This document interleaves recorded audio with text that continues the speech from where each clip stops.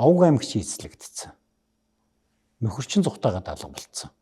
Чи нэг танихгүй залуугийн хатан болцсон. Тэ? Тэгээд Рашид эдийн судрын чуулганд дурдахтаа нэг тийм царай зүсээр төдийлэн гавдаггүй гэж битсэн байгаа. Дүргатныг. Тэгэхээр чи бол одоо тийм үзэсгэлэн гоогоор тэгж өөрийнхөө эзлэх ёстой орон зайгаа эзэлж чадхааргүй юм байна шүү дээ. Тэ? Тэгээ чи дээрээс нь дайсгансан овг аймгийн төлөөлөл мэрэгдүүд чиний хамаатан садан гэж дөнгөж саяхан алчихсан. Тэгээ чи тэнд хааны ордонд баг хатан тэгээ хүүгийнх нь шүү Ахмад хүүч үштэй хаан ширээ залгамжлах асуудал яригдах болов 1204 онд ч тий. Тэгээд тийм нэг залуугийн баг хатан болоод тэгээ өөрхийн амтан бол ер нь бол өөрхийн нэг 20 жил юу тэрэгэн хатан болтлоо нөхөр тийм үл үзэгдэгч маягаар амьдралын болов гэж бодохоор байгаа. Одоо яг Бэлэвсэн хаттын үе гэж нэрлэх болчихж байгаа. За нэг тийм зурус үе гарч ирж байна. Зурус үе гарч ирж байгаа. Энэ чинь 1241 оны 12 сард өгөөдөө нас ураад төрийн иргийг эхлээд мөгөө дараа нь дөргөн мэддэг болчлоо. Тулуу бол тэрнээс өмнө хятад хийжсэн дайны үеэр нас барцсан. Тийм учраас язгуурын Монгол нутгийн хэргийг бол сархагтааны бэхий мэдж байгаа үе. Тэгээд 1242 оны 5 сард цагаатаа нас орчихгоот цагаатаа улсын хэргийг цагаатаа хатын Есүлэн мэдж байгаа үе. Бас ийм нэг цорын ганц мэдж байгаа асуудлаа мэдж байгаа эр хүн чинь Батхан л байна. Энэ чинь 1243 онд өөрөлдвөл өгөөдөг нас орсноос хойш 2 жилийн дараа Төмөг очгон цэрэг аваад хаан орд руу чиглэн явсан гэж бичсэн байна. Тэгээд тэр тэгэнгүүт дөргөн сандрангуудаа Мэлиг огуул гэж жанжин тэр Кипчак жанжин баг. Тэр жанжин руу илчилгээгээд дээрээс нь гүйг рүү илчилгээгээд гүйг чинь бүр юунд эмээлт байгаа шүү дээ. Хин нөгөө дөрвөн ч бол их улсын хэргийг мэдэх болцсон учраас хар хорин дээрээ сууршсан байгаа. Тэгээд тийм учраас тийшээгээ илчилгээгээд одоо гэлс цэргээ аваад ирээрээ гээд дээрээс нь нэг хэн билээ нэг сайдаа томлоод тэгээд нөгөөх нь Тэмэгэ очгны цэргийг ухтаж очиж байгаа.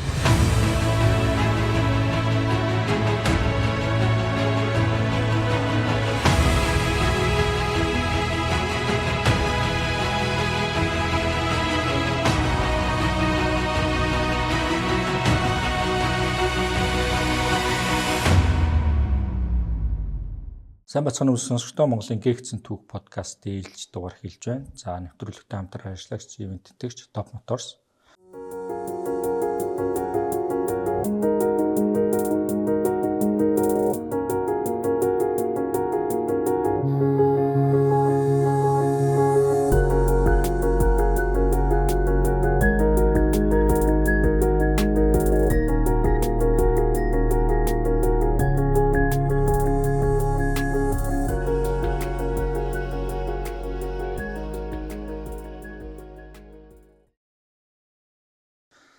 Top Motors-ийн 10 дугаар оролт байрлах гол салбар 7 хоногийн 7 өдөр 9-18 цагийн хооронд Toyota брендийн одоо бүх машин техникүүдэд мэргэжлийн засвар үйлчилгээ үзүүлдэг ийм баг хамт олон ажиллаж идэг юм байна.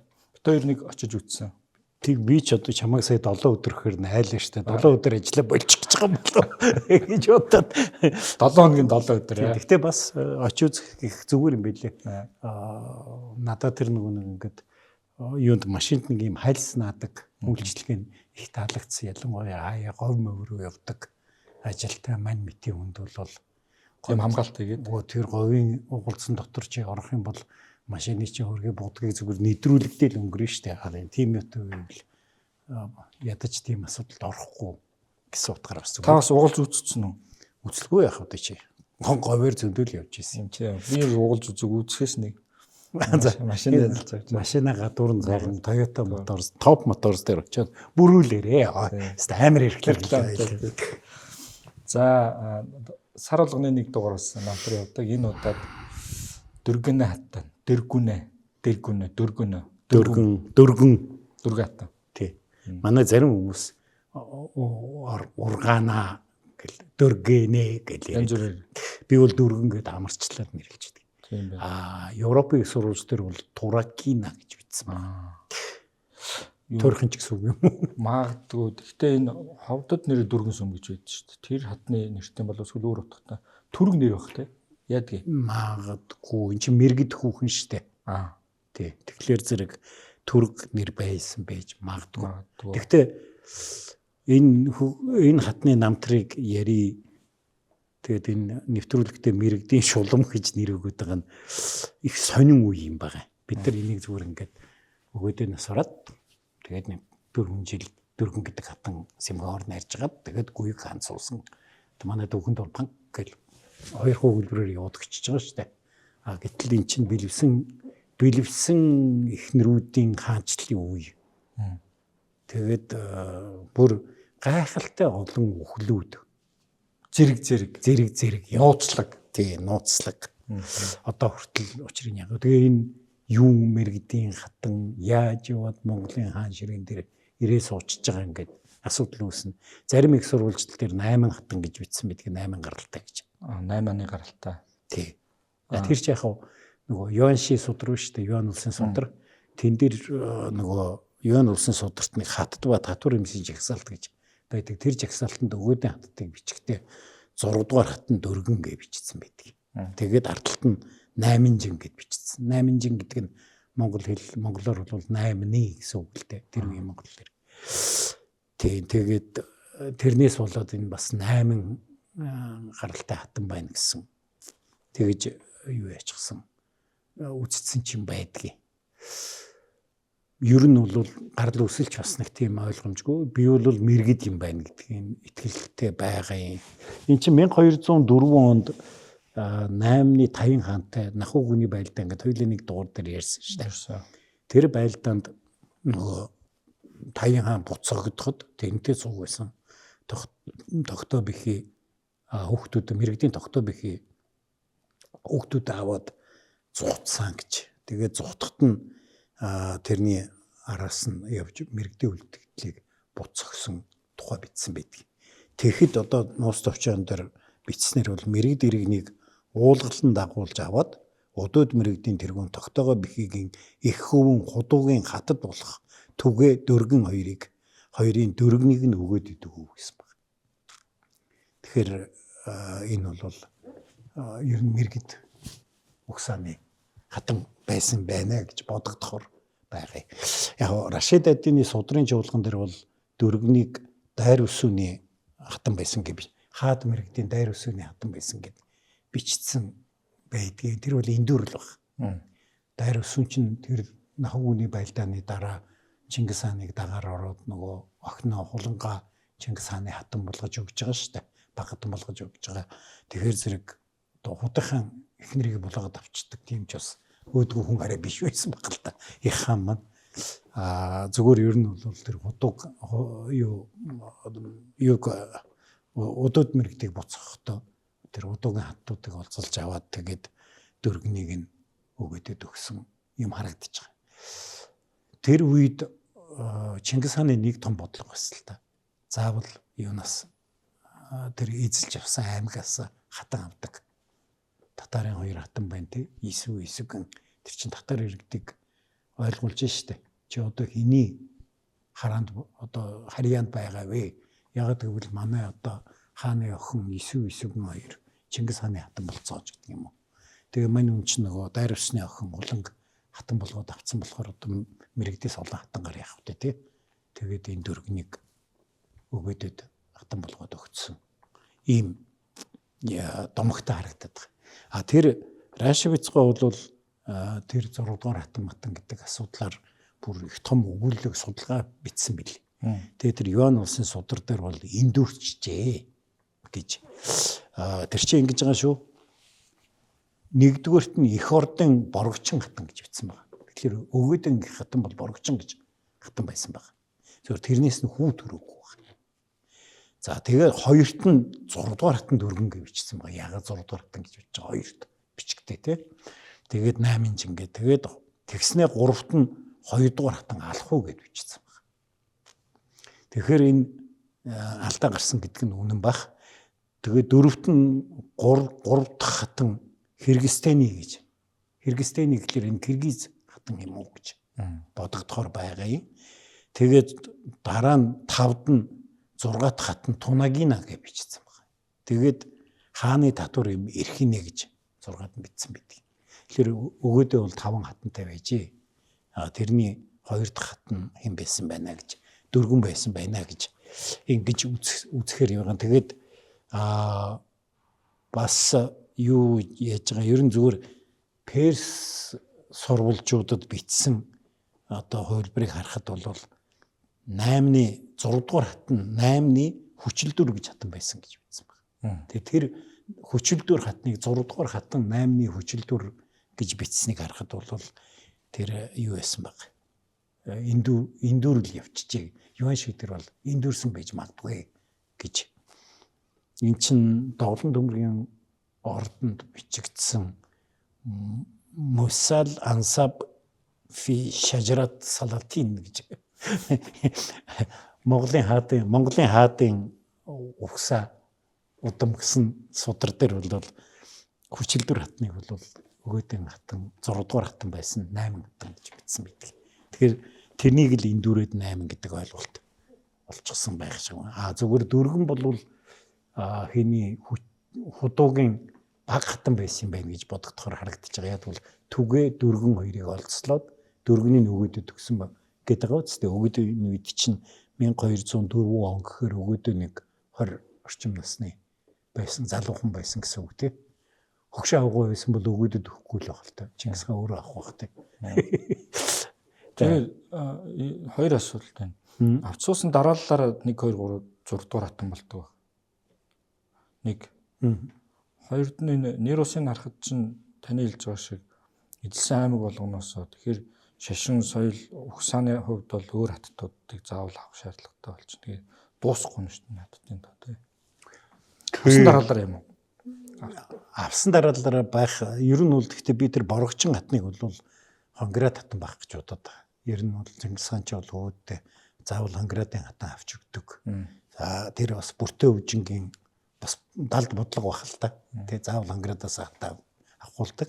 Дараагийнх нь бол эзэлсэн аймагудаас тэр аймаг хэний харьяат болсныг мэдүүлэх зорилгоор ингэж хатан авч өгч штэ. Тэрнээс зүгээр тэр эзэлсэн аймгийн эмс охтыг хүчирхийлэх бол одоо тэгээд эзэлсэн хүнд бол асуудал биш байх л та. Хатан болгож буулгаж авч яана гэдэг чинь цаана улс төрийн том алхам явж байгаа гэсэн үг байхгүй. Энэ ч одоо яг хатан гэдгээр явж байна. Цаана нөгөө таны хэлээд байгаа татвар өмс бол бүр тоод томшхөө тэр нэрс түүхэн тэмдэглэдэг үлдэх нь шүү дээ. Тий тэр эрхийнэ гэдгийг сүрхий тэмдэглэж үдээсэн байгааг бодоход тэр бараг хатны зэндатай татвар юм байсан юм шиг байна. Гэхдээ тэрийг хатан болгож буулгаж аваагүй бодоход бол тэрний одоо улс төрийн хэрэгцээ шаардлага байхгүй ижил гэж надад бодогдоод. Ерэн зүгээр түүхэнд хатан ба татвар юмши ялгаа нь юу? Гэхдээ хатан ч бол ёсолж авсан эхнэр гэсэн үг. За албан ёсны. Татвар юм бол зүгээр л хамтарч амьдарч байгаа хүүхэн. Ил нууцамар гэх юм. Гэхдээ хатан бол зүгээр авахгүй шүү дээ. Улс төрийн бодлогоор авч байгаа. Одоо мэдгүй хайр дурлалаар авсан хатан Чингис хаанд бүртэл байсан баг. Тэгэл тэрний чин дараа 9 хоёрыг бодлогоор авч байгаа, хулан бодлогоор авч байгаа тий. Ибага бихи гэж хатан байсан шүү дээ. Хэрээдийн хэний хүү Жахаган буугийн охин. Тэгэж Ибага бихийг мань бодлогоор авч байгаа. Яг тэгвэл Жахаган бууг дагаж ирсэн хэрээдүүд Монголын харьяанд орсон учраас. Тэгээд тэрний дүү Сархагданы бихий чинь Тулуугийн хатан болж байгаа шүү дээ. Тийм юм байнга байгаад байгаа хөөх. Тэгээд дараа нь хэрээдүүд бослог гаргасан учраас Ибага бихийг хатан ороос нь буулгаад тэгээд юуны уруудын зөрчтэй ноёнд хатан болгоод өгчөж байгаа шүү дээ. Тэгэд бүр нуус товчонд тэр хэлсэн үгнүүд нь хүртэл би чамайг одоо муухай өнөртэй гэсэнгүү зарай муутай гэсэнгүү одоо яхарах байхгүй одоо аргагуудад ингээд буулгалаа шүү чамайг гэж. Хатан гэдэг нь бодлогын татвар юм бол таалагдсан үг ингээд ойлаа. Физиологийн хэрэгцээ юм дээ. Физиологийн хэрэгцээ гэх юм уу тий. Гэхдээ татвар юмсаас түүхэн заримдаа хатан болдог тохиолдол байгаа шүү дээ. Үеийн нөгөө хорчин солонгос байгаа штэ. Шив хүчин байгаа, дараа нь татварын болоо, татвар юмээсээ баг хатан болоо, дараа нь баг хатангаас их хатан болцсон. Нэг амар хорчин солонгос gie хатан гэдээ аюул ярьж исэн биз дээ. Үлзий утаг. Тэрнтэй адилхан энэ дөргөн хатан бол Ирэмбэн уул нь Старалынхаа хувьд 5 эсвэл ядаж 2 байсан байна гэхэд ягаад тэргүүн хатны Ирэмбэтэй болчихж байгаа юм. Тэрнийг харин ёстой ярих ёстой. Их ноцтой юм болж байгаа. Ер нь бол чи ингээд төсөөлдөө Овг аймагч эзлэгдсэн. Нөхөрчин зүхтаагаад алга болцсон. Чи нэг танихгүй залуугийн хатан болцсон. Тэ? Тэгээд Рашид эдийн судрын чуулганд дурдахтаа нэг тийм царай зүсээр төдийлэн гавдаггүй гэж бичсэн байгаа. Дөргө хатныг. Тэгэхээр чи бол одоо тийм үзэсгэлэн гоогоор гэж өөрийнхөө эзлэх ёстой орон зайгаа эзэлж чадхааргүй юм байна штэ.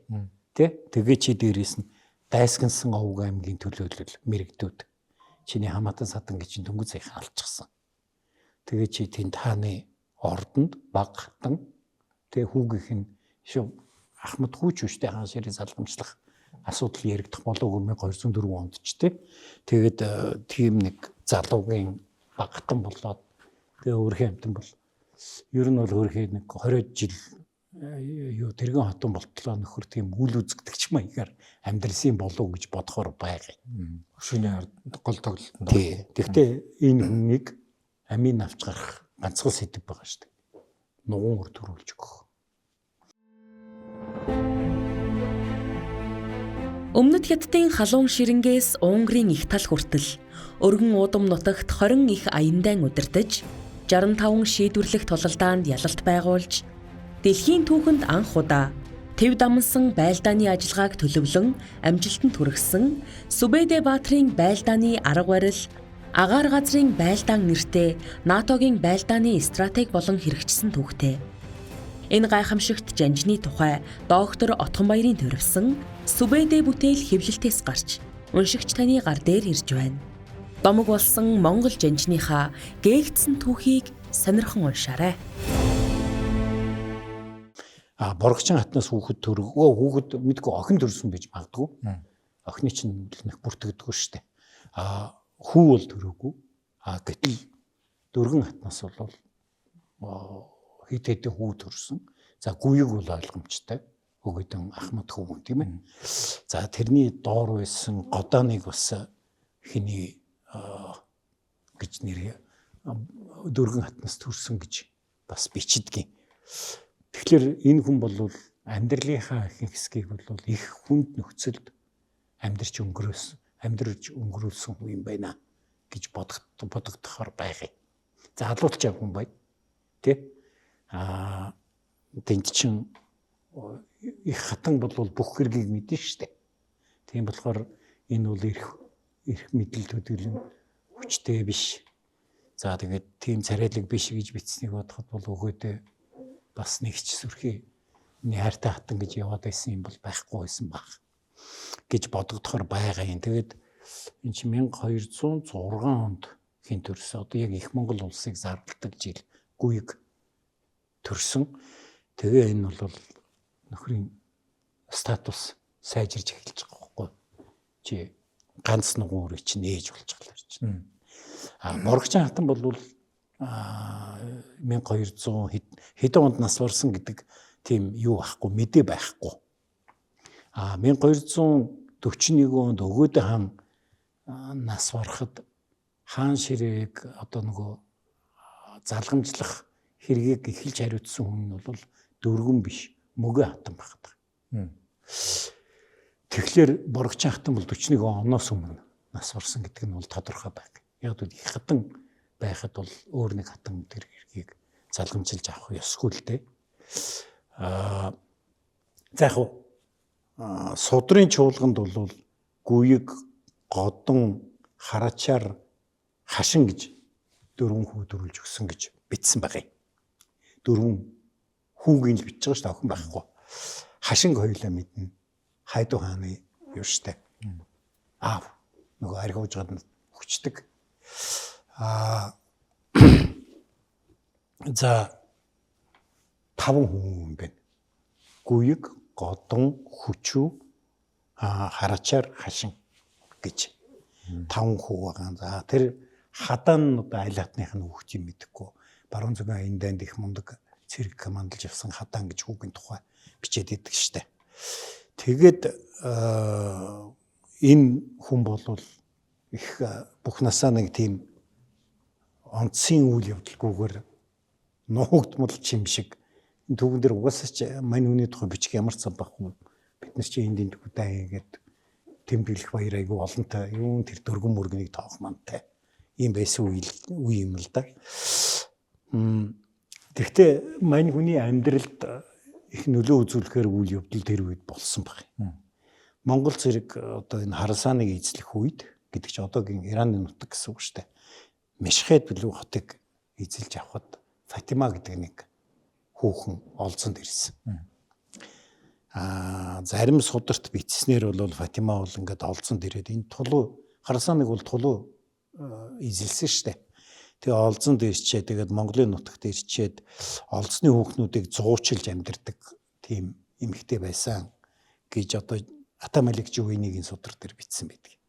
ертөнцийг байлдан дагуулагчийн түүх гэдэг судар дээр. Эмсийн хөрөлнгийн мадам юм юу? Одоо тийм л гэсэн үг л дээ. Тий. Хар хоринд одоо тийм төв байсан байх нь шүү дээ. Одоо тэр ч одоо газар сайг үл байсан байх л да. Жинхэнэ гэгцэн төхөн да. Бочикаюуга Джон Мен хоёр бичгтээ бол биеийн үнэлэгч байсан гэж бичдэг энэ Фатимаг өөрөө. Тий. За тэрийг нь мэдэхгүй Жувейни бас юу ясал баг. Тийм дам сургаар л бичсэн баг. Фатима энэ үед бол буруутчаад бас нэг шулам гэдэг тооцогдсон байсан учраас Фатимаг их сайнаар бичигч үндэслэл байгаагүй. Гэхдээ Фатима бол зарим судруудад бичснээр бол эхлээд дөрвөн хатантай танилцаад дөрвөн хатан захаар явж ингэж юм худалдаж авах үед тэрэнд нь ингэж тусалж байгаа. Тэгээд эхлээд дотн болоо дараа нь зах дээр очиж дөрвөн хатны нэрийн өмнөөс бараа худалдаж авдаг хүн болоод гээд тэр бас өөрхөн жижигхэн карьер бас тэр Фатимаизм байгаа. Их сонин ямар шашинтай хүн байсан мэдэгдэхгүй. Тэгэхдээ ямар нэгэн тийм хар шидийн дом хийдэг байсан тухай их бичигдэж үлдсэн энэ үед хорлогдож өгсөн хүмүүстэй Фатимаг холбодог ийм юутай домогтой байгаа. Тэгээд яг гэхдээ бас эн чинь бас нэлээд тийм ухаантай хүүхэн байсан нь бол мэдэгдээд байгаа. Залтай сэргэлэн ухаантай байж ижил энэ ордны дотор чинь орж ирнэ тэгээд бужигнуулна амжилт гаргана штэ. Тэгээд за яг дөргөнийг өөрөө ч нэг тийм аятайхан биш амьдралаар явсан үр хүүхдээ бас тийм сайн хүмүүжүүлж чадаагүй юм байна гэж бодохоор байгаа. Өгөөдөө амьд байхдаа гүйгт таагүй ханддаг байсан. Тэр тухай хоёлаа нөгөө өмнөх дугаарууд дээр ярьжсэн шүү дээ. Баттай муудалцчаад баруун зүгийн аяндаас хайчаад яваад ирэхэд нь өгөөдөө хаан их зэмлэлж загнаж. Хэвээ 13 оны чинь хумсыг тамтартал тамчи зэрэгт явуулан чамаа гэнтэргээд тэгэж одоо шийдэгчээсэн гэж. Тийм учраас өгөөдөө бол гүйгийг өөрийнхөө залгамжлагчаар сонгоогүй болтой юм шиг байна. Дээрээс нь ер нь 1240-40 оны үед бол өгөөдөн бие муудаж байсан. Өөрөө ч тэр нэгэ мэдэж байсан баг. Тийм учраас нөхөр бол хэнийг өөрийнхөө хаан ширийг хэний хүчүүгийн хүү ширмүнд гэрээсэлсэн гэж одоо бас Рашидэдийн судрын чуулган дээр гардыг. Өгөөдөн үхэл бас өөрөө их эргэлзээтэй. Ягд гэвэл зарим их сурвалж дээр бол анд явж байгаад тэгээд энэ мусульман худалдаач Абдуррахмантай одоо найрлсны маргааш бие муудсан гэж бичиж байгаа. Тэгэхээр бие муудтал арх уудсан уу? Тэр архинд хор байсан уу? Бас их тийм том асуултын тэмдэгтэй. Тэгээд өгөөдөг нас барсны дараа Чингис хааны охин Алтан бэхийг өгөөдөд хорогсон гэдэг бас барай цаазалчж байгаа шүү дээ. Тэгэхээр бас нэг тийм тэнд нэг хорны асуудал бол байгаад байгаа. Абдуррахман нэмэрчтэй хөрлөө. Энэ зүгээр нэг мусульман худалдаач байж байгаад энэ Фатимагаар дамжиж дөрвөнтэй дотносод. Тэгээд ер нь бол өгөөдөө сүүлийнхээ жил амьдралынхаа сүүлийн жилүүдэд биеийн их муу байсан учраас төрийн хэрэгт дөрвөн их оролцох болсон гэдэг тийм мэдээтэй байдаг л да. Тэгээд энэ Абдурахман ч нөгөө татвар худалдаж авдаг тогтолцоог санал болгоод одоо ингээд би Хятадаас та сая зоос авд юм уу жилд би танд одоо сая зоос өгч чинь. Би тэгээд яг өөрөө очиод цуглуулад авчих. Би очиод тэнд 2 саяг цуглуулж авна шүү дээ гэдэг. Тэгэхээр зэрэг хаан бодно шүү дээ. Тэнд бас тэгэл юм цуглуулж энэ яваад хөдөлмөрөө сая би одоо авчи. Гэл авчиж байгаа. Иймэрхүү арга замаар амьдэрдэг нөхөр байсан. Тэгээд тийм болохоор тэр чинь нөгөө мөнгө зоос сайтай. Тэгэл явахтай Фатиматай нийлээд одоо бодвол нөгөө хил ус шашин нэгтэй улсууд байсан учраас хоорондоо дотносоо тэгээд дөрвөн хатанд бол дотноссон тийм ир. Зүгээр би бол одоо тэр Абдурахман хэнийг өгөөдөө ханыг хорлоод алдсан гэж одоо хэлж чадахгүй байгаа. Нэг судар дээр тийм юм бичээстэй байгаа юм. Тэгтээ хорлож алсан биш. Тэрнтэй хамт одоо найрлсны маргааш нь би энэ муудсан гэж. Ер нь бол өгөөдөө ч угаасаа жоохон борд орсон орцсон нөхөр байсан тухай зөндөө үеийг тэр ярьсан тий. Архины тухай бүтэн дугаар хийгээдтэй тий. Тийм болохоор зэрэг яасан баг. Тэгээд Чингис хааныг нас барсны дараа Мөгөө хатан гэж тэр чинь Чингис хааны хамгийн багтан шүү дээ. Тэрийг өгөөд авсан баг. Ер нь бол. Тэр Бэхрэн гэж аймаг байсан тэдний аймгийнхан заглагчийн охин их үзэсгэлэнтэй хүүхэн байсан юм байна гэж бодогдохоор байгаа. Аль судар дээр үлээ цагаат өгөөдөө хоёр булаалтсан гэж бас бичээстэй байгаа. Тэгэхээр тэр их царайлаг хүүхэн байсан юм шиг байна. Тэгээд мөгөөд өгөөд их сайн байсан гэж. Тэгээд ягаад ч мөгөө төрийн хэргийг авч байгаа. Өгөөдөг нас урахад. Ягаад ч чи бах вэ? Тэр чинь Чингис хааны хатан байсан гэдгээрээ бус хаттаас ирэн битгүүр байсан байх л да. Тэгээ гайхалтай тэгэд мөгөнд тэр хавраа хүчиж байгаа. Өгөөдөө хаан чинь 1241 оны 12 дугаар сард нас барсан. Мөгөө хатан цагаан сарын дараа нас барсан гэж бичсэн байна. Тэр бас нотой асуудалтай. Тэр чинь залуухан хүүхэн байгаа шүү дээ. За өгөөдөг арх удаг байсан би энэ муудсан гэж бодъё. Мөгөө нь бол тэгж эмэгтэйчүүд бол тэгж арх угад байсан тийм байдгүй шүү дээ. Тэгээ залуухан баг. Тэгээ залуухан. Тэгэхээр тэнд Фатимагийн гар урсан байх магадлал айгүй өндөр. 1242 оны 5 сард цагаат анаас урчиж байгаа. Тэр чинь Монголын нутагтэр арай биш үү? Гэхдээ цагаатыг нас урсан тухай тэр үед бичгтээ тэр Есүлэн гэж цагаатан хатан бол хойд Хятадаас ирсэн уугарын нэг худалдаач нэг цагаатад хор өглөө гэж барьж цаазалсан гэсэн мэдээ байна. Тий. Тэгэхээр ямар нэгэн хороор хорл уусан болж тарах гэдэг юм л да. Цагаатаа маань өгөөдөө дараахан. Тий 12 сард өгөөдөө нас бараад 2 сард мөгөө нас бараад мөгөө нас барангууд борогчийн хатан өмнө нөхцөн байсан юм а гэд ярьж ирсэн шүү дээ. Тэгэхээр дөрвөн дараагийн хатны хувьд бол төрийн хэргийг мэдэх болж байгаа байхгүй. Тэгээд дараа нь 5 сар цагаатаа нас урч байгаа. Би цагаатаа өхлийг хинд ашигтай байсан бэ гэхлээр дөрвөн ашигтай болоод байгаа байхгүй.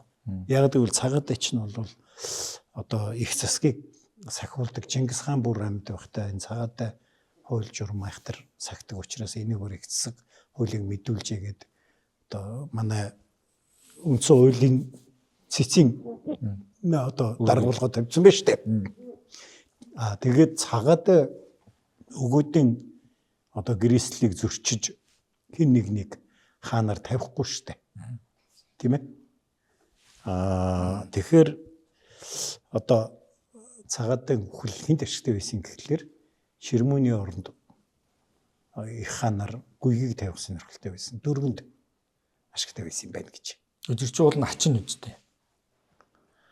Гүг ачин. Гэхдээ яг би түрүү нөгөө нэг судрын чуулган дээр хүчүүгийн хүү гэдээсэн шүү дээ Ширмүүнийг. Тэгээ хүчүүг ягаад ч юм судрын чуулган дээр дөргөний хүүгээ бичсэн байгаа. Би бол эргэлзээд байгаа. Ер нь гуйг годон хоёр л юу хиний дөргөний хатны төрүүлсэн хүүхэд байсан баг. Хүчүү бол өөр хатны хүүхэд байсан баг гэж надад бодогдоод идэв. Хадаан бол бүр татварын хүүхэд байсан юм шиг байна. Тэгээд юу яагаад байгаа. 1240 оны 4 сард өгөөдөө хаанаас орохоос бүр жил хагасын өмнө энэ даав буюу бомбын шашны одоо судрыг хэвлэх тухай их хааны зарлиг гарахад тэн дээр их хатан гэж бичээд дөргөн тамгаад арсан баг. Үзөө. Тэгэхээр тэр чинь одоо хаан бол нөгөө нас барах дөхөөд ирсэн амьдралын сүүлийн жилүүдэд бол төрийн хэргийг нэг их мэдхээ байцсан байсан гэсэн үг байхгүй. Ийм юмнууд гарсан баг. Тэгээд хин өгөөдөө ширмүүнийг нэрлэлчээр хиний дөргөний нуугдмал авьяас гарч эхэлж байгаа юм л да. Нэгдүгürt баахан хүмүүсийн тэнд учир хөтөлгөөр нас орж эхэлж байгаа. Хоёрдугаарт мань хүн ордны хорыг найруулж эхэлж байгаа. Гуравдугаарт мань хүн маш амархан мөнгөний их сурвалж гараад ирж байгаа. Нөгөө Абдурахман. За.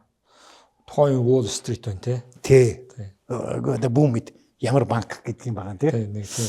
За ийм юмнууд гараад эхэлж байгаа. Тэгээд гараад ирэнгүүтээ юу ячиж байгаа. Гарч ирэнгүүт нөгөө Чингис хааны томилсон их сайдуудтай дөрвөн муудалцаж эхэлж байгаа. Энэ үед бол одоо Монголын их Монгол улсын Чинсан бол илүү цуцаа байсан шүү дээ. Илүү цуцаа бол бүх насаараа энэ татварын системийг жигдэлсэн. Тэр тухай хоёлаа ярьж ирсэн тий. Тэгээд тэгсэн чинь Абдурахман гэдэг нэг сайхан гар гарч ирээд тэгэнгүүт нөгөө дөрвөн хатан чи Абдурахман Далижи тэр хойд эттийн татварыг одоо өгөөдөх. Тэгээд чи өөрөө очиж ягараа. Тэгээд нөгөө Абдурахман чинь дураараа татвар тогтоож эхлэв шүү дээ. Тэ? Дураараа татвар тогтоогод эхлэхээр илүүч задургуутсан шүү дээ. Ер нь бол татварын систем эвдэж эхэлж байна. Эвдэж эхэлж байна. Яг гэвэл энэ аймаг илүү татвартай, энэ бага татвартай болоод эхлэнгүүт эндээсээ хүмүүс нь тийшээгээ зүхтна гэл ингээл улсыг чинь бужигнуулж эхэлнэ шүү дээ. Хоёрдугаарт илүүчцээ бол бас их ёс барьдаг хүн байсан байна гэж бодогдохоор байгаа. Тэгвэл өгөөдөг хаан ширэнд суухад тулууч нь 2 жил хаан ширийг хуралдаа хийгээгүй. Тэгээд хин илүүчцээ одоо 6 аргаар ингээд одоо яг энэ оны энэ сарын эдний өдөр хаан ширэнд суухад яг таарж ийна гэж гаргаж ирж тавьж тэгээд энд их хуралдаа тэгэхэд хуралдаж өгөөдөө хаанаар суугаад илүүч цаг их том шагнал өгсөн гэж бичээстэй байна. Тэгэхээр тулууг бас одоо аргагүй байдалд оруулах ажилд илүүч цээ зүтгэсэн. Өөрөөр хэлбэл хаан ширийг Чингис хааны гэрээсэлснээр явах хэрэгтэй болохоос биш. Тийм байдгүй маа гэж үзэж байгаа хүн ширмүүн залгамжлах хэрэгтэй л гэж үзсэн шүү дээ. Өгөөдөө гэрээс нь ширмүү ивч. Юм гүйг хаанаас ирсэн гүйг вэ гэж. Хоёрдугаарт бас энэ их сайд нар бол бас энэ баруун зүгийн дайны үеэр ач нар хоорондоо хуваагдсан гэдгийг бол ойлгож ирсэн харагдаад байна. Өгөөдөө чинь гүйгийг шийдэж байгаа нь бас зүгээр ч нэг юутай баттай муудалцлаа гэж шийдэж байгаа биш шүү дээ. Энэ чи алтан уургийнхны дунд асар том хагарал үүсгэж байгаа хүн баггүй гүйг чинь. Тэгээд гүйгийг дагаад цагаатай бүрий тэгээд илжигдээ ноёны аргасан гэд нэр усууданд ордогдсон байгаа юм. Яагаад чи мөнхийг тэр үед бас татсан байна. Байлдж байгаа хармаас. Тэгэхээр мөнх ямар нэгэн холбоотой байсан юм гэж бодохоор тулуун том хүүг те. Ингээд хэрвээ гүйг бол энэ алтан уургийн хагарлын одоо бэлэг тэмдэг болоод уурчиж байгаа байхгүй. Тэгэхээр тэрий чинь 50 гэж энэ сайд нар ч яахгүй шүү дээ. Тийм учраас энэ бүх шалтгааны улмаас дөргөн эднэртэй муудалцж эхэлсэн байна. Дөргөнд бол тэр хятадаас их татвар авна уу, бага татвар авна уу тэрийн сонирн биш. Маньгүнд нэгдүгürt яаж хийж байгаа хор нарьж хагаад хаан ширээ залгамжлах асуудлыг шийдэх одоо юу н эрхийг өөртөө олоод авна тийм үү? Авлаа. Хоёрдугаарт маньгүнд нин даруй маш их мөнгө хэрэгтэй болж штэ. Яг тэгвэл тэр олон жанжин ноёдуудыг чинь бүгдээрингийн ахуулах хэрэгтэй. Их хуралдаа шийдвэр гаргах этгээдүүдэд. Тийм. Тэгэхээр эдгээр чинь бэлгэсэлт мөнгө төгрөг асар их мөнгө одоо хэрэгтэй. Жилүүч цай бол одоо дараагийн 100 жил их Монгол улсын татварын систем хэвээ ажиллах ёстой. Тэнд нэг Абдрахман гэдэг нэг дуран амтан очиод ингээ өмүүлээд байдгүй юм аа. Дөргөнд бол юу дараагийн 100 жил бошуухан шиг дараа жил гүйгийг хаан ширийн суулгах хэрэгтэй. Дээрээс нь гүйг чинь баттай муудалцсан. Байлдж байгаа харин батын хяналтанд ор байгаад байдаг. Тэ? Тэгэхэр зэрэг яах ёстой тэнд байгаа хүмүүсийг нэн даруй талдаа батгах ёстой. Энэ хүн чинь бас айгүй тодорхой зорилготой яваад байгаа юм баггүй. Энэ хүн юу яадаг хор найруулж хүмүүсийг хордуулдаг байсан гэдгийг яг нотолсон ганцхан юм нь бол Пап ламын элч Плано Карпини гүйгийг хаан ширээнд суухад хар орон дээрээд тэгээд Оросын их хүн Ярослав Всеволодович чиг дөрвөн хатан хорогод алчлаа гэж бүх хүмүүс ярьж байна гэж бичсэн байна. Тэгээд тэр Оросын хүн хордуулчихж байгаа юм чинь тэр хавийн нөхдүүд торгох бол нэг тийм. Тэгээ цагаатаа энэ төрхөж нилээ урт гартай. Нилээ урт гартай. Тийм. Тэр нь Фатима. За би Фатимаг нь би тааж байгаа юм шүү. Тий. Мэдгүй. Яг Фатима нь ингэж исэн байхгүй. Яг гэвэл дараа нь энэ гүйгийн дүү Годоныг нас ороход Годон чинь гүйх загтал явуулж байгаа шүү өгөх юм. Над Фатима чинь намайг оруулчлаа гэж. Тэгэхээр тэр дуулдаг нь Фатима байсан баг гэж бодоод байгаа. Нэвтрүүлгийн хамтрагч Toyota Top Motors.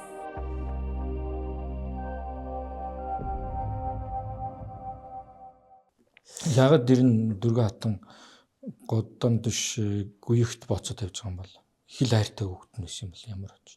Та юу энэ хүний бас нэг тийм эмгэнэл байгаа. Яг тэгвэл энэ хүн чинь баг ухамсарт амьдралынхаа ихэнхийг нэг тийм 2 дугаар зэргийн хатан тэгээ Дайсан аймгийн хүн тэргээд яваад штэ. Тэгээ комплекстэй байгаа даа. Комплекстэй дарамтлуулсан маягийн хүн явж хагаад тэгээд нөхөр нас ороход одоо анхудаага одоо бэр суугаад тэгэнгүүт тэр ширмүн бишээ би хүүгээ суулгана гүйгийг суух хэрэгтэй гэдэг. Би гүйгийг суулгах гэж мань хүний зүтгэснийг бол гүйгт хайртайдаа биш байх гэж бодоод байгаа. Гүйг ер нь жоохон суулгахын итгээд байсан юм уу гэж харагдахаар байгаа юм. Тэгэхээр зэрэг нөхөр бол гүйгийг хаан ширээнд суулгачаад нөхөр хаан ширээний артлаас өдөрдөж явах санаа байсан юм болов уу гэж харагдаад байгаа байхгүй. Тэгээд ер нь бол цагаатай нас бараад тий. Тэгээд энэ чинь юу гэж байгаа шүү дээ. Одоо юуны одоо яг бэлэвсэн хаттын үе гэж нэрлэх болчихж байгаа. За нэг тийм зурус үе гарч ирж байна. Зурус үе гарч ирж байгаа. Энэ чинь 1241 оны 12 сард өгөөд нас бараад төрийн иргийг эхлээд мөгөө дараа нь дөргөн мэддэг болчлоо. Тулуу бол тэрнээс өмнө хятад хийжсэн дайны үеэр нас барцсан. Тийм учраас язгуурын Монгол нутгийн хэргийг бол сорхогтойны бэхий мэдж байгаа үе. Тэгээд 1242 оны 5 сард цагаатай нас орчихгонгууд цагаатай улсын хэргийг цагаатай хатын Есүлэн мэдж байгаа үе. Бас ийм нэг цорын ганц мэдж байгаа асуудлаа мэдж байгаа эр хүн чинь Батхан л байна. За. Байлж байгаа харин Батын мэдэлт байгаа. Тэр харин Европт явж байгаа ч гэсэн буцаад ирэхэд бол тэр олон жилийн дай хийцсэн мундаг байлдааны туршлагатай хатуужилттай зэрэг хэрэгс буцаж ирнэ шүү дээ. Тийм учраас энэ асуудал бол үүссэн байна. Тэгээд яг юу цагаатай нас орчхоор их сони юм болж байгаа. Алтан ургийн яг Чингис хааны хөвд дуусчихж шүү дээ цагаатайгаар. Тэгэнгүүт ач нараас эхэлнэ шүү дээ. Ач нарын дундаас хамгийн ахмадын бат гэж тооцож байгаа. Яг тэгвэл Чингис хаан уул нь батын дээр нь ахын байгаа шүү дээ орд гэсэн. Тэгэхэд ягаад ч юм батыг хамгийн ахмад гээд тэгээд тэр юу аян дайнд яваад гүйг бат хоёр хэрэлдээд гүйг буцаад ирэхэд өгөөдөө хаан зэмлэгтэй тэгж байгаа шүү дээ. Чи ахмад хүний өвдөөс үг гэлээ гэж. Тэр хоёр бол баг үеийн хоёр шүү дээ. яагаад Ахмад гэж байгаа юм гэхэлэр нөгөө ач нарын хамгийн Ахмад нь бат болчихгүй. Тэгээ одоо нөгөө хуралдаа хуралдуулах гэдэг бат. Би өвчтэй байна, би муу байна, очихгүй гэж суучаад байгаа хөөхгүй. Ирүүл бас яг хор Ирүүл айгүй бол хор уун гэдэг айгүй сайн мэдж байгаа садах чинь тий. Нэгдүгээрт хоёрдугаарт мань хүн бол юу бас нэг дотроо найдаад байна штэ. Бас өөрөө дөргнийг мэдчихсэн байх гэж би бодоод байгаа. Энэний ор найруулалтанд ноёдууд дургуутсан гэж бодсон байх гэж. тооцсон байх гэж. Тэгвэл сүбэдэг явуулчих. Мань хүн. Тэгээ сүбэдэг чинь одоо ингээ хуралдаад тэрийг судрын чуулган дээр битсэн байдгийн. Тэгээ жуван ягаад юу хуралдаад явахгүй гэдэг юм гэж асуусан гэж. Тэгээ Бат өвчтэй гэж хэлсэн гэд. Бат бол өвчтэй байсан байх л да. Мань хүн бол тулуу өвчтэй хүн байсан. Тэгээд яг нас орсон чихэн жижингээр байх гэдэг хоёлаа тааж ярьсан штэ. Тэгвэл мань хүн бол сүбэдэг явуулчихлаар сүбэдэ очиод 20-20 суучихлаар дөргөнд их гай болоод байгаа байхгүй. Сүбэдэ худалдагдахгүй. Тэ? Ер нь бол сүбэдэг оролдож болохгүй. Чи айрын бослог гаргах штэ. Чи хамгийн номогч анжныг хорлоод алчих юм бол өстой аюул болно өстой. Тэгээд сүбэдэг ятгаад гүйгийг дэмжүүлж болохгүй. Тэ? Тэгээд ирэхэр зэрэг нэг хоолойн дээр тэглсэн яс гэдэг нь болчиход байсан байхгүй. Тэгэнгүүт дөргөн чинь шууд зарлиг буулгаад юу руу яв. Тэ өмнөдсөн улс руу дайнд яв гээд тангадын цагаан аянд цэрэг өгөөд явуулахдаа сүбэдэг зөвлөхөр нь томилоод явуулчихж байгаа. Танаас өөрхөн энэ дайныг авч явах уу гэд ингээ ийшээ явуулаад тэгээд эзгүүд нь хороо найрж байгаа аахгүй бас тийг хүн биш ээ эн чинь хайхтар. Тэгээд энэ ер нь бол яг хавтаа энэ дээр энэ хүн чинь бас ганц хорд найруулад байсан ч биш. Бас ингэж улс төрийн юм хүрхий сөрхий бодлого хийгээд ингээд яваад байгаа нь харагдаад байгаа. Гайхалтай сорхогтойны гэж бүр яг эсрэг талын дүр бас тэнд байгаад байгаа байхгүй. Газар зүйн байршлын үед нэг дор байсан хүмүүс үстэй. Гүү юу? Ер нь бол гүйг хэн дөргөн хатан хоёрын юг бол Эмил гол гэж нэрлсэн байдаг. Одоо энэ баруун Туркестанд байгаа газар. Тэр бол өгөөдөн улсын эзэмшил. Тэгээ тэрний эзэмшил газар нь тэнд гэж дурдсан байдгийг. Сорхогтойны бол ялчгүй язгуурын Монгол нутагт хоёулаа ариг бүхийн дугаар дээр ярьсан шүү дээ. Монголын хойд хэсэгт байсан юм байна гэж. Язгуурын Монгол гэхэр өнөөгийн Монгол улс гэж бодчих одоо нөгөө бүрээд мөрөчийн энд орно шүү дээ. Тэгээд яг хэний сорхогтойны биеийн эзэмшил бол энэ Киргизийн баруун талаас эхлээд бүрээд ороод ингээд манай нутгийн одоогийн Монголын нутгийн хойд хэсэгт байсан юм байна гэж ингэж үзэхэр байт юм л да. Тэгээд гэхдээ энэ хоёр хүн бол айгүй эсрэг хөвцөө ядгуулсан хоёр эмэгтэй байгаа байхгүй. Энэ нэг нь бол олзонд ирсэн юм. Дайсан аймгийн хүн дөргөн. Сорхогтойны бол Чингис хааны холбоотон болж ирсэн Хэрэдийн Жахагаан буугийн охин. Залагдаж ирсэн. Хүндэтэйгээр тэгээд Христосын шишинтэй. Тэгээд мань хүн чинь нөгөө Жахагаан бууч нь өөрийг нь Хэрэд аймгийн хаан болгохгүй байна гэдгээ ойлгонгуудаа бослог гаргаад дарагдчихж байгаа шүү дээ. Тэгээд дарагдахад Чингис хаан чинь тэр Ибага ихч Ибага бэхийг нь хатнаас буулгаад зөвчтэй ноёнд өгч байгаа мөртөө сорхогтойныг болгохгүй баг. Тэгээд тэр чинь болон одоо их хатнараа яваад бүх насыг барчиж байгаа хүн багхгүй. Дараа нь тулууг нас барсны дараа өгөөдөө сорхогтойныг гүйгтээ суулгая гэсэн. Тэгэхээр сорхогтойны би одоо өсгөх ёстой дөрвөн хүүгээ өсгөе гэд татгалзаж байгаа. Хэрвээ сорхогтойны гүйгтээ суудсан бол тулуун удам төржигтэй байхгүй болох юм. Гэхдээ яг хаан болох ямар ч үгүй. Тэгээд чи өгөөдөө улмахны нэг хэсэг болоо явчихна шүү дээ. Тийм хоёр эсрэг. Тэгээд улс төрийн хэрэгт дөрвөн чи яг нөхрийнхөө амьдралын сүүлийн жилүүдэд идэвхтэй оролцох болсон. Гэхдээ тэндээ нөгөө Фатима гэдэг нэг айхтар авгаан зөвлөгөө их ордог байсан. тэр нь бас ноёдын дургу хүргэдэг байсан гэдэг юмыг тэмдэглэж үлдээсэн байна. Яг бол тэр Фатиманы янз бүрийн тийм одоо юу гэх юм ид шидэх юм уу юу дом гэх юм уу тийм домын аргатай. Тэгээд тий одоо энийг ингэвэл таарна гэд шийдвэр гаргацдаг. Ноёдууд нь гайхаад үжидүүд яг сүү ягаад ингэж байгаа юм бурхан тэнгэр ингэсэн гэд ингээд идэг. Энэ Фатима их сонин тийм түүхтэй хүн байгаа юм. Тэгээд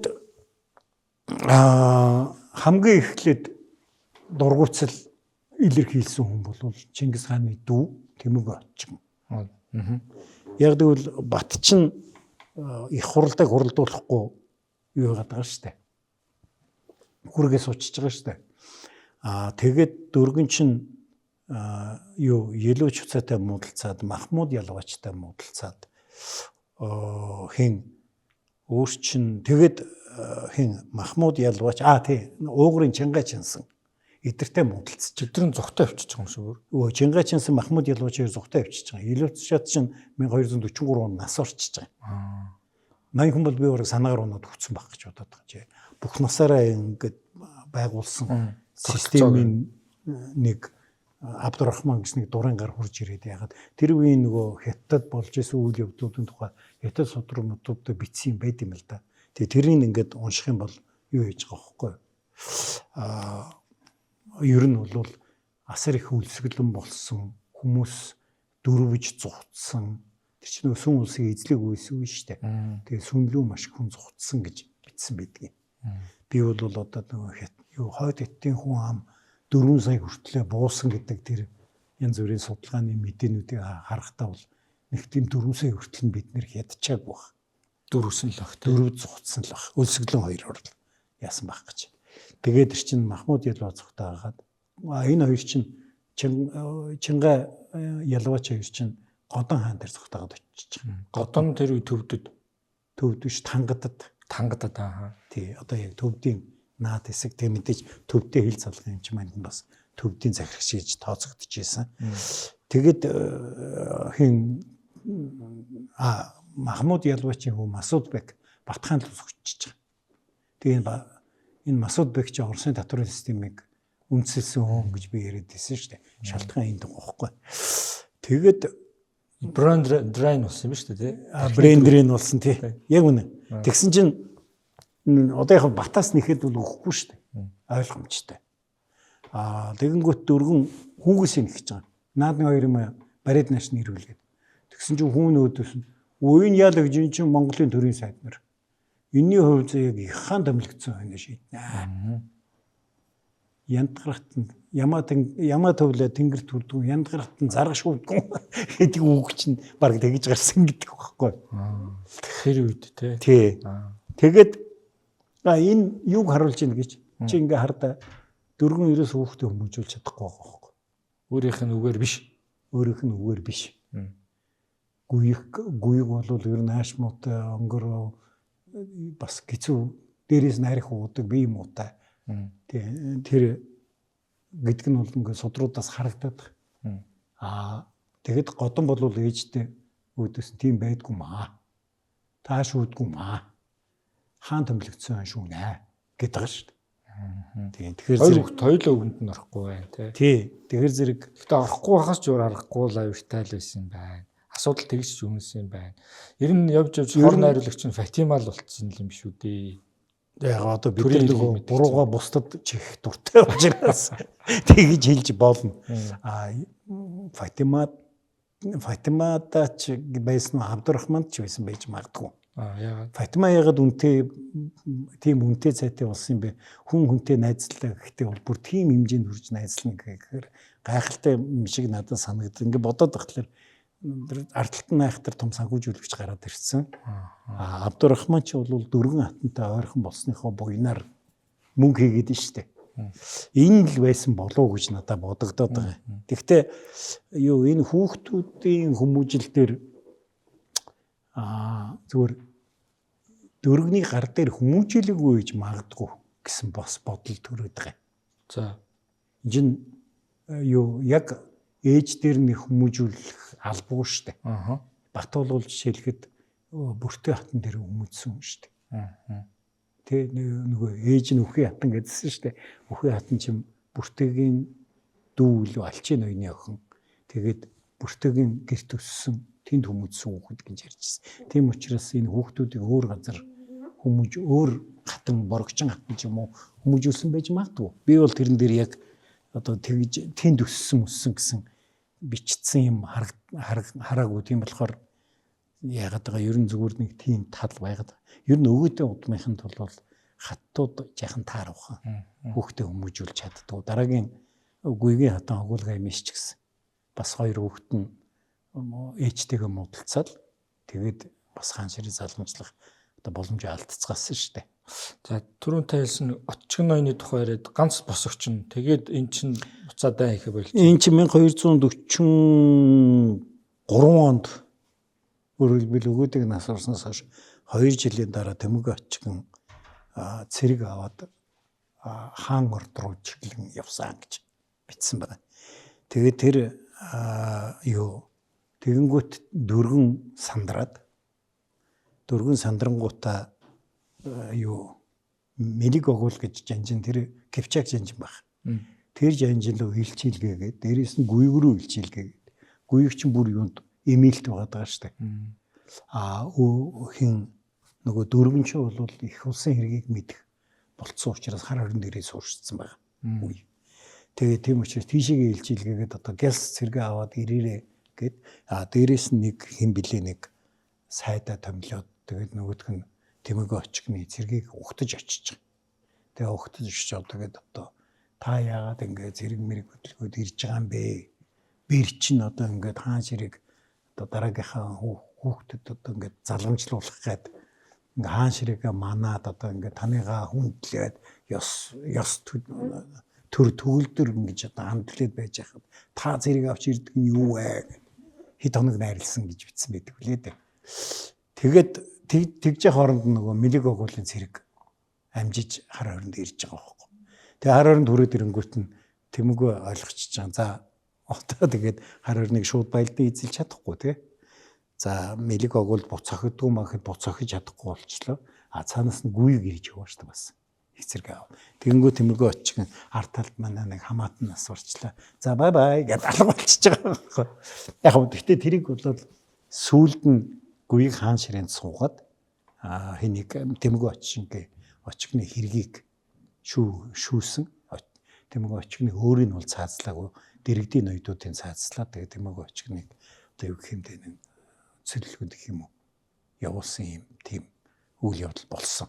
Тэр одоо хорн найруулагч нь Фатима тэгээд банкны эзэн тэгээ сая тэр хэлж байгаа цэргийн эдгэр чинь нэг юм арабын нэг юм ордны фракц байсан юм шүү. Тэрэнд дөргөн бас толгой мэдүүлсэн байж болох уу? Байж болно. Ер нь бол монголчууд ч нөгөө юу төрийн хэргийг бол голцоо гадны хүмүүс одоо юу зохицуулдаг байсан шүү дээ. Чингис хааны үед бол их мундаг мэрэгэн төргийн сайд нар гараад одоо Илүүж цай Жанга Жансан Махмуд Ялваач гэд энэ улсууч бол төрийн хэргийг зөв авч явж исэн байна. Гэхдээ бүгдээрээ миллиардерүүд шүү.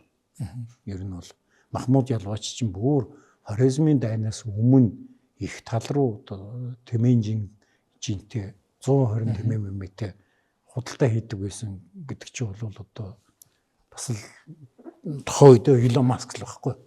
Пууж өргөд байгаа гэдэг шиг юм болж байгаа шүү дээ.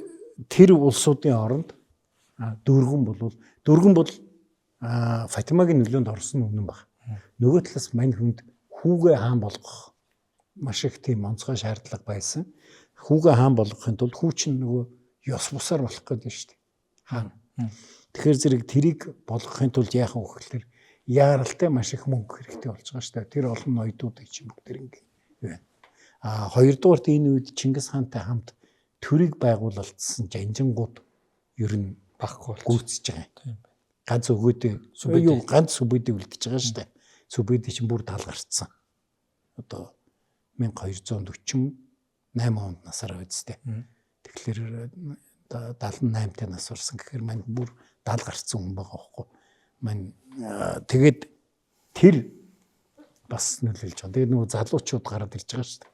Тэгэхээр залуучууд чинь мөнгөөр татна одоо тэгэл эр хүнийг юугаар татдаг лээ. Сайхан хүүхнээр татна ч гэх юм уу. Зөндөл юм арга хэрэгэлсэн л байх л да. Ингээд 46 онд их хурлтай хүчээр уралдуулсан дөрвөн хатны хувилдаанаар 42-оос 46 оны хооронд дөрвөний хийсэн хамгийн том ажил цагаатын удмынхныг өөртөө татчихсан.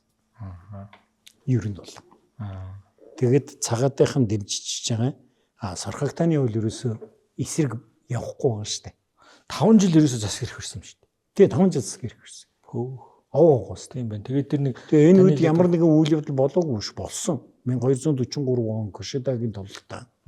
Монголчууд бол ингээд дан энэ тэнд хийгээл яваад байгаа шүү дээ. Сүбэдэч бас тэр цагаан ноёнтой хамт сүм улсыг юу хөхмөр биш шар мөрөнгө гатлаа цаашаага сүм улсын нутг руу орж нилээн эзэлж явсан гэдэг. Тийм болохоор бас тийм юу биш. Зүгээр байгаагүй. Тий, Юан улсын сударт бичснээр биш дээ. EC оны намар гэж байгаа. Энэ 1245 оны намар. Хатан хаан дөргнийг хэлж байгаа шүү дээ. Цагаан болон бусад ноёдод 3 түмэн цэрэг авч Чанжоогийн хамтаар Хуайсигийн газрыг эзлэн авахар зарлигдсан гэж. Тэгээд Рашид эдийн судрын чуулганд тэрбээр Сүбэдэ Баатар болон цагаан ноёныг тоог томшгүй олон цэрэгтэйгээр Хятад болон Манзигийн ойр орчим нутагт илгээсэн гэж. Ингээд нөгөө нөлөөлж болох хамгийн гол хүнийг нь зайлуулж штэ. Батбол авчиад баг гэд нэг бод төлөгчөө зовоод штэ яах нь. Тэгэнгүүт нөгөөх нь аваад банк гэдэг өөр тийш нь явуулаад энэ бас ордны юу тоглолтууд гэж бас их юм болж байна. Тий. Энд ч одоо тэгээд яг их улсыг байгуулсан том жанжингууд бас Зэв 1224 оноос орцсон. Мөнхулай бас 1223 оноос орцсон. За Хувлээ бол бүр тэрнээс өмнө нас орсон. Хувлээ бүр Алтан улсын дайнаас өмнөхөр 1211 оноос Жанжаа Хувлээг ирж байсан. Тий. Чармаган хорчи нас орцсон. Одоо ингээд нөгөө том улсууд бүгд нас орцсон байгаа шүү дээ. Чингис хааны үеийнх Дөдөө Черби байсан. Дөдөө Чербиг чинь өгөөдөө хаан цаазалцсан. Нөгөө өмнө зүгт амжилтгүй байлдлаа гэд гих мэтийн тийм юм болсон. Тэгэхээр зэрэг их улсын хэргийг ачнаар залуу жанжид мэдэх болсон уу байхгүй. Тэгээд тэр дунд одоо энэ хүн чинь сайхан хороо найрж штэ. Тэгээд тулуунхан ерөнхийдөө нэг их хааны суурийг барьж байгаа талын дэмжиж байгаа юм шиг. Тэгээд цагаатынхан өгөөдөнхөн хоёр нийлчээр зөчийн удам ганцаарчж байгаа биз. Тэ? Тэгээд үндсэндээ Батыг хүчиндж байгаа гэсэн үг. Бат гэхдээ ихсэн юм. 46 онд хуралдуулахад мань хүн тийшээгээ илчээр хэнийг явуулж гин гэж анх орд эзнийгээ дүү бэрхийгээ тэгээд Оросын их хүн Ярослав Всеволод гэж гурвыг өөрийнхөө илчээр явуулж байгаа. Өөрөө би муутай байна, явж чадахгүй байна гэсэн юм хэлээд. Энэ юу гэж байгаа юм гэхээр би Монголын төрийг хүндэж байна. Би ахыгаа явууллаа. Манай удмын хамгийн ахмад очиж байна. Төрийн ёсыг хүндэж байна. Их хурлд оролцсон. Тийм. Зүчийнхэн оролцож байна. Тэгэхдээ би гүйг чамайг хүндэхгүй байна. Би очихгүй чамд. Өөрөө очихгүй чи намайг захирахгүй шүү гэсэн үг шүү дээ. Одоо би битүү хэлж байгаа юм. Хоёрдугаарт би өөрөө мэдээд Оросын их хүнг томилсон юм аа. Би их хаан чи биш. Би томилсон. Тийм учраас Оросын их хүн миний элч болж очиж байгаа. Тэр хүн чинь зүгээр очиж байгаа биш. Батын элч болж очиж штэ. Тэгээд хоёулаа энэ тухай бас нэг дугаар дээр ярьж ирсэн штэ. Дөрвөн энэ ацсан шалганд ороод энийг яах вэ гэд Ярослав Ванг хүлээгээд авчвал Бат тийм эрэгтэй хүн болчиход Батын нөгөө хууль усаар хийсэн алхмыг зөвтгөх болчихно. Биш юма чамайг цаазаар авна гэд цаазаар авчвал Орос эсрэг болно. Нөгөө Бат ч улам хүчрэх гэж. Тийм ээ. Тэгэхээр зэрэг яах вэ гэдэг асуудал гараад тэгээд нөхрийн нөгөө чаддаг өгөөд мэрэгэн арга нь хороход алдсан байна. 1990 оноос хойш 20 дугаар зууны Монголын түүхтэй холбогдсон олон асуудлын тухай архивын нууц материалууд ил болж бидний түүхийн олон ойлголтыг шинжлэн эргэн харахад хүргэсэн юм. Монголын болон Оросын олон архивуудаас гарч ирсэн шинэ баримт материал дээр тулгуурлан 1911 оны үндэсний эрх чөлөөний хувьсгал, 1921 оны ардын хувьсгал, 30-аас 40-од оны түүхийн тухай бодит үннийг өгүүлж эрх чөлөө тусгаар тогтнолынхоо төлөө 1900-аас 1945 он хүртэл мэдрэшгүй тэмцсэн монголчуудын 50 жилийн түүхийн тухай доктор Ёндонгийн Отгонбаярын төвөрөвсөн Монголын тусгаар тогтнолын товчон 4 цуврал бүтээл дахин хэвлэгдэн гарлаа. Их түүхээс судалж эрдэм мэдлэгээ зузаалцгаая.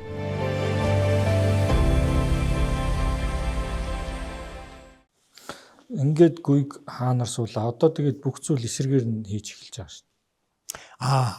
Би бол хараад байхад нөгөө гүйгийг хаан суучихлаар яг гүйг бол жоохон сул нөхөр учраас одоо бүх хэргийг би мэднэ гэж мань хүн бодож ирсэн юм шиг. Гүйг болохоор мань хүн бүр хүн болгоны нүдэн дээр илтээр ээжигээ одоо цааш шахаж эхэлж байгаа. Тэр нь бас тийм ээж их хүүгийн хайр байсан байгаагүйгийн асуудал биш. Гүйг бол өөрөө хаан ширэн дээр суугаад их хаан гэдгээ нотлох хэрэгтэй байсан. Гүйгийн хувьд хамгийн том зорилго юу вэ гэхээр өрсөлдөгч Батыг дарж их Монгол улсын нэг одоо хаан бие маа гэдгээ харуулах хэрэгтэй байж тээ. Тэхийн тулд яах хэрэгтэй. Тэхийн тулд хаан бол ухаантай байж тэр одоо ноёдуудыг өөртөө татах хэрэгтэй. Хоёрдугаарт дөргөнд бол гүйгийг хууль бусаар хаан ширэнд одоо суулгах одоо сонирхол байсан маш богино хугацаанд мөнгө хэрэгтэй байлаа шүү дээ. Гүйгт бол одоо улсын эзэн болцсон учраас одоо тэгж болохгүй байхгүй. Улс хэвээ ажиллах хэрэгтэй. Тийм учраас нөгөө Махмуд Ялвачиг дуудаж авчирч байгаа. Нөгөө Чингай Чинснийг дуудаж авчирч байгаа. Абдурахман аймгийн дөрөв барьж аваад өчи өө авилга авсан байна гэж цаазлж байгаа. Ер нь авилгын хэрэгт унгаах бол их дээр байсан улс төрийн өрсөлдөгч намнах аргын нэг байсан гэдгийг энэ харуулж байгаа. Гүйцэтгэгээр ингээ хийсэн. Дэр чөөргээ дэр Абдурахманд бол нэг гүйцэтгээд байх чинь байх тодорхой юм байсан баг. Энэ орон чинь бас гяс Фатимач амжуулаад Годаныг бас юу хийж чинь. Годан ханыг хорлж чинь. Одоо Годан чинь нас урахаа өмнө энэ Фатимагийн оролдоор нас урлаа гэж ахта загтал бичсэн байт. Фатима бол Годан дургу байх үндэслэлтэй. Яг л нөгөө устгахчий гэж бодож байсан хоёр их сайдыг нь агуулад исэн итгэж штэ. Годан чинь. Тэгэд гүйг яаж ийм гэхэлэр Фатимаг устгах хэрэгтэй гэж тооцсон болтой юм шиг байна. Тэгжсэн чинь Годаны загтал ирээд. Тэгэхээр зэрэг энэ юу ятсан байна.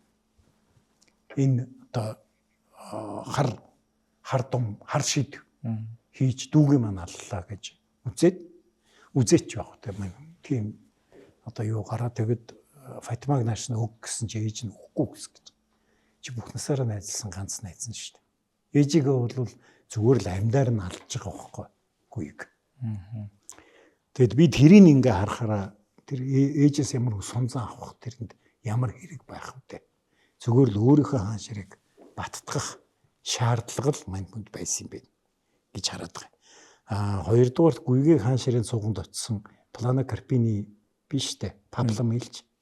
Тэр чин гүйгтэй уулзаад яваасан чин гүйг нөгөө нэг халдартай үгээ хэлж байгаа шүү дээ.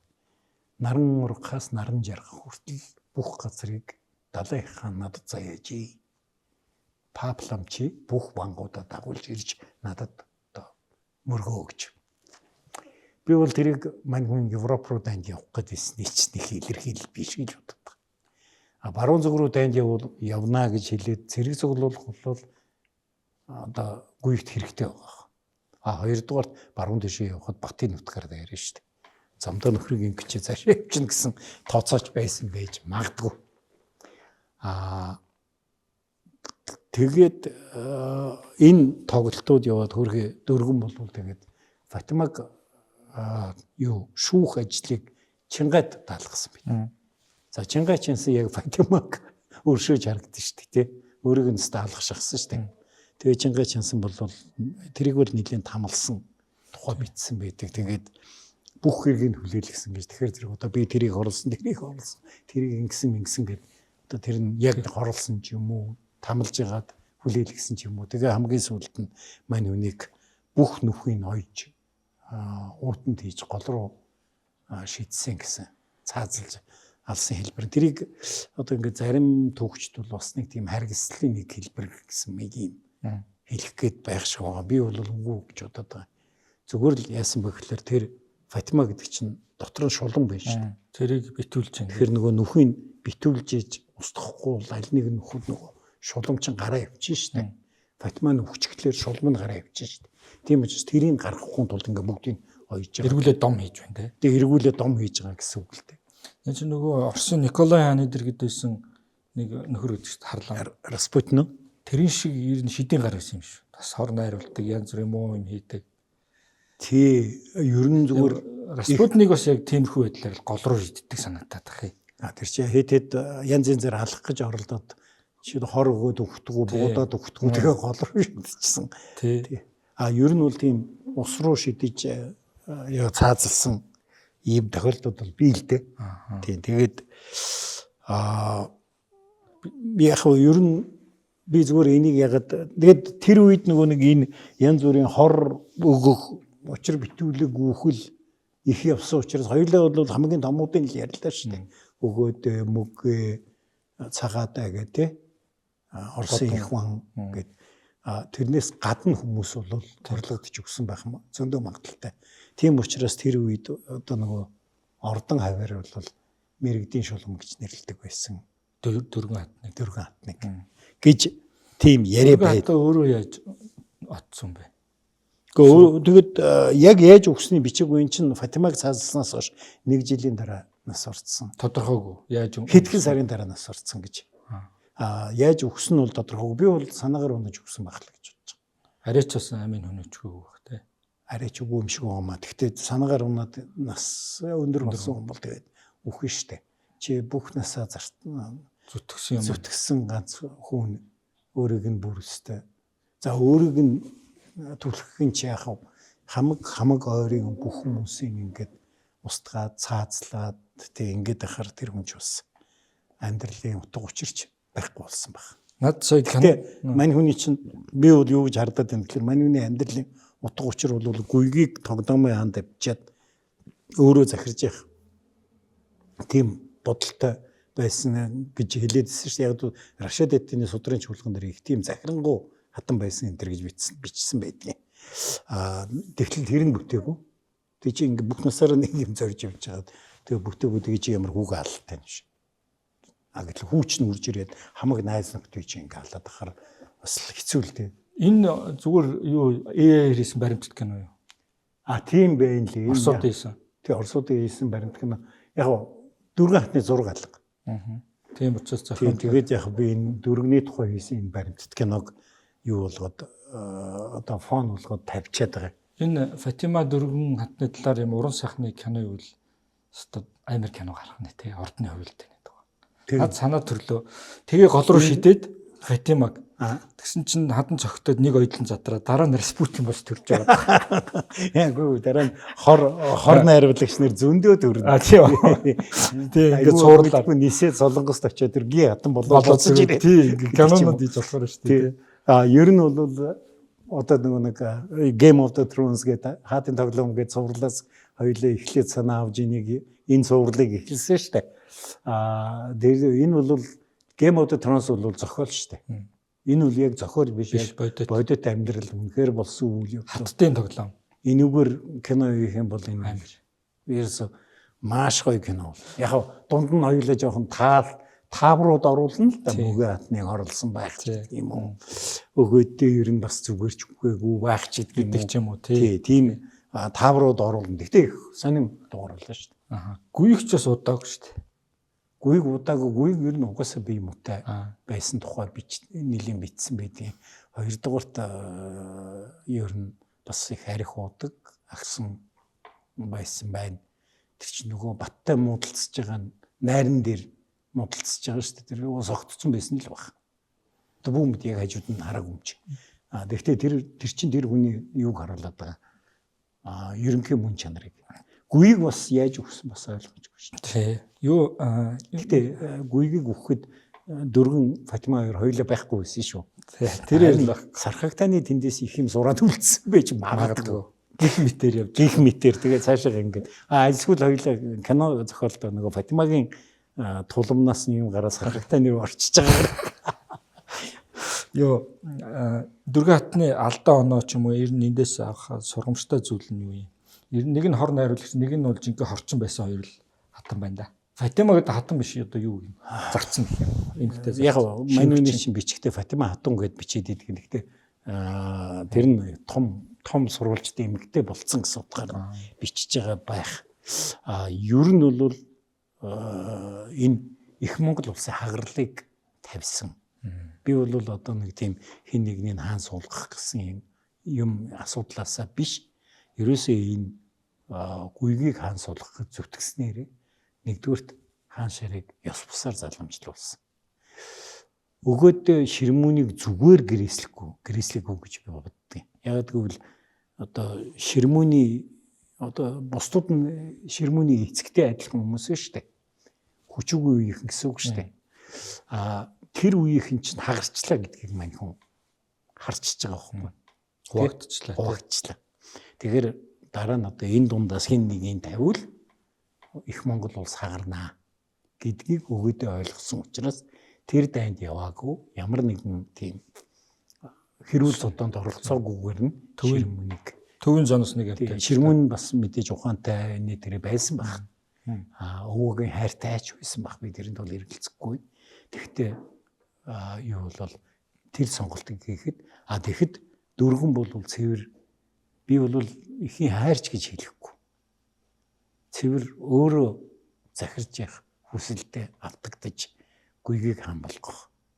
Энэ хорыг найрж. Тэгээ энэ нь бол их Монгол улсад үеийн үед одоо явах нэг хорсол атааж өтөө хагарал болж үлдэж байгаа.